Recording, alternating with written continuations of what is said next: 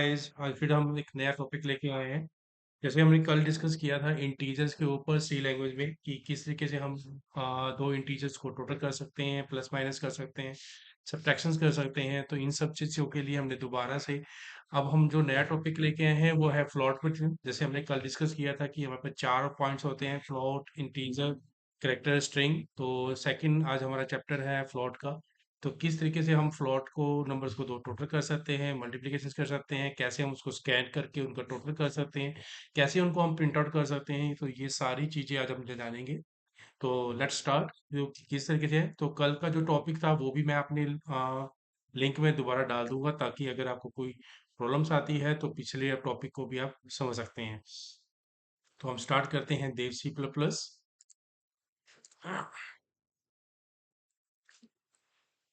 तो आज हमारा जैसे जैसे हमने डिस्कस किया है कि हमारा जो टॉपिक है वो फ्लोट है।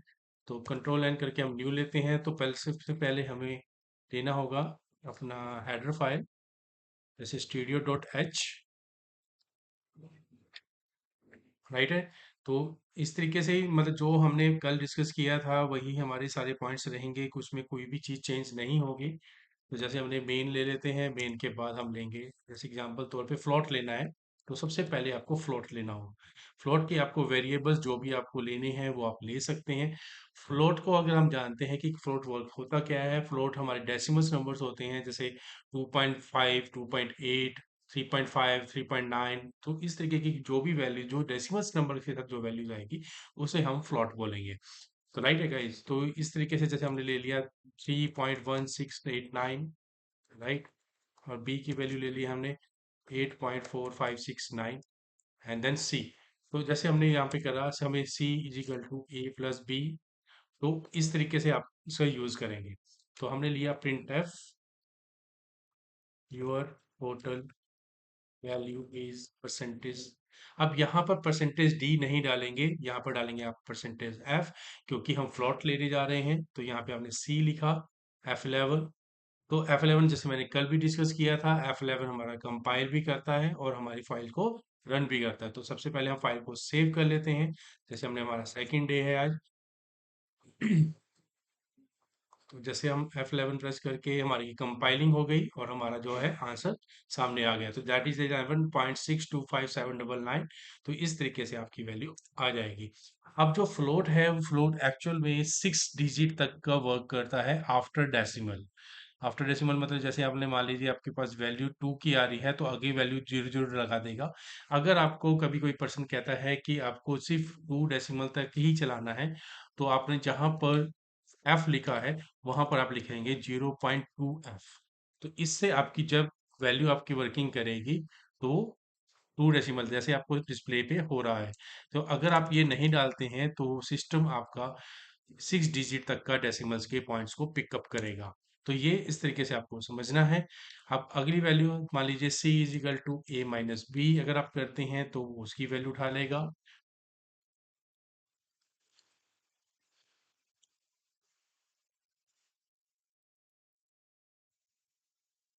तो इस तरीके से आपकी ये वैल्यू यहाँ पर वर्क कर जाएगी। जैसे हमने किया तो नेक्स्ट लाइन हमने नहीं लगाया है, तो उसकी वजह से वो एरर जनरेट हुई है। तो हमने स्लैश एन लगा देते हैं, तो जिससे हमारी working next line point create हो जाएगा। तो इस तरीके से आप इसका यूज कर पाएंगे। राइट है। अब हम यूज करते हैं स्कैनिंग के लिए। तो वही सेम चीज, एंटर प्रिंट आउट करेंगे, आप अपनी स्टेटमेंट देंगे, enter your first float number.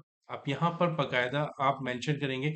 अगर आप नहीं भी मेंशन करते हैं तो सिंपल भी अगर आप लिखते हैं तो ये इस तरीके से वैल्यू पिक कर लेगा। तो यहाँ पे आपने यूज करना है स्कैनफ। तो यहाँ पे आपने वही परसेंटेज एफ। तो यहाँ पर आपको परसेंटेज एफ लगाना है और एंड ए लगाएंगे, तो इस तरीके से आपका वर्क कर जाएगा। ऐसे ही print F, enter your second number, वही स्कैनअप करते हैं परसेंटेज एफ एंड बी। तो यहाँ पे हमने अब हमने क्या करना है, C is equal to A plus B दोनों का टोटल करना है एंड देन प्रिंट ऑफ करेंगे।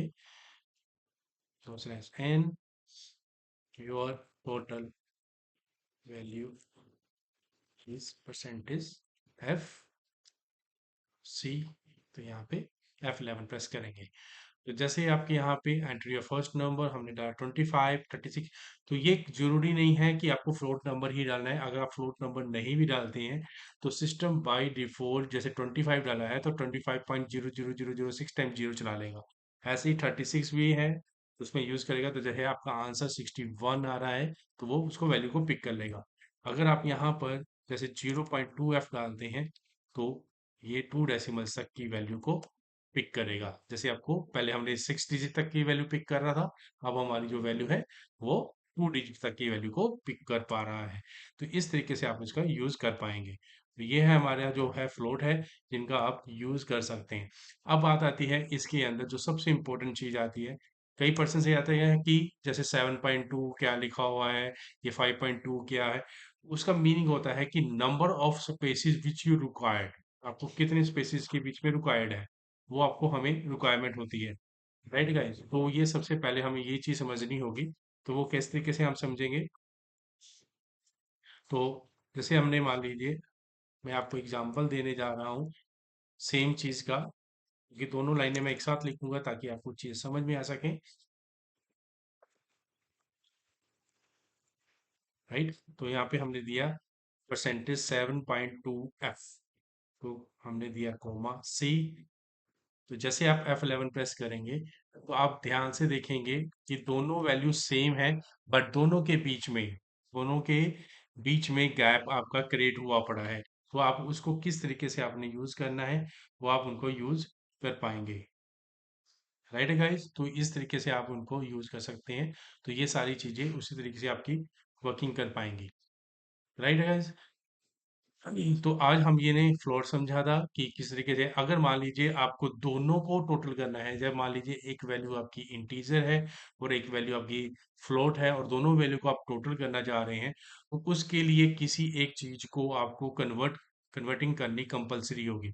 अगर आप कन्वर्ट नहीं करते हैं तो दोनों वैल्यू टोटल नहीं हो पाएंगी। ये आप लिख लीजिए। ठीक है, तो जैसे एग्जांपल तौर पे हमने ऊपर एक ले लेते हैं इंट जेड ले लेते हैं। तो हमने मान लीजिए हमने यहाँ पे z की वैल्यू 10 डाल देते हैं और c is equal to a plus b कर देते हैं। तो यहाँ पे प्रिंट ऑफ करेंगे तो चेक करते हैं कि क्या ये आंसर देता है या नहीं देता है। स्लैश n योर टोटल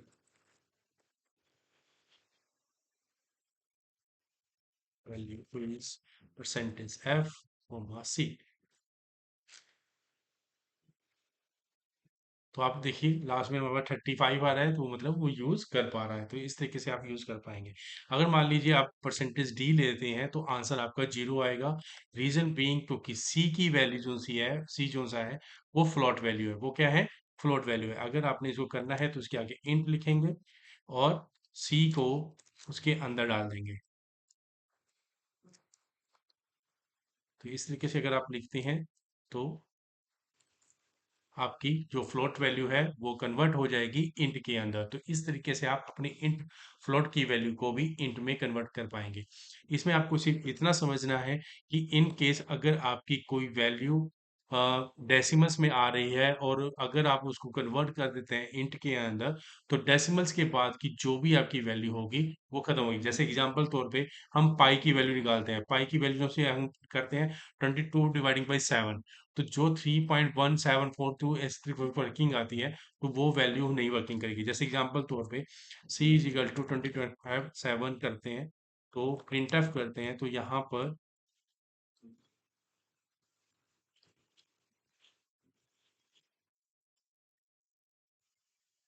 जैसे हमने ये चीज किया तो ये हमने पाई की वैल्यू निकालने जा रहे हैं। तो जैसे पाई की वैल्यू हमारे पास सी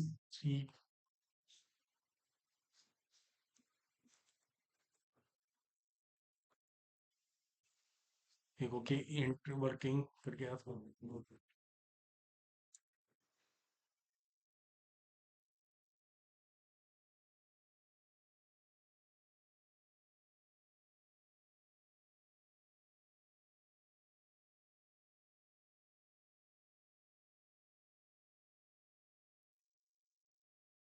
इस तरीके से आपकी वैल्यू आ जाएगी। राइट है गाइस, तो ये आपको इस तरीके से समझना होगा। चलो गाइस, राइट है गाइस, तो ये हमारे आज का टॉपिक था फ्लोट वैल्यू। तो आई होप आप लोगों को ये चीज़ समझ में आई होगी। अगर आपको कोई भी क्वेश्चन है तो आप कमेंट बॉक्स में मेंशन कर सकते हैं। तो प्लीज़ हमारे सब चैनल को सब्सक्राइब करिए और शेयर करिए, ताकि हम ज़्यादा से ज़्यादा अच्छी से अच्छी वीडियोस बना के आप लोगों तक सेंड कर सकें और इजी तरीके तक आपको समझा सकें। Thank you guys.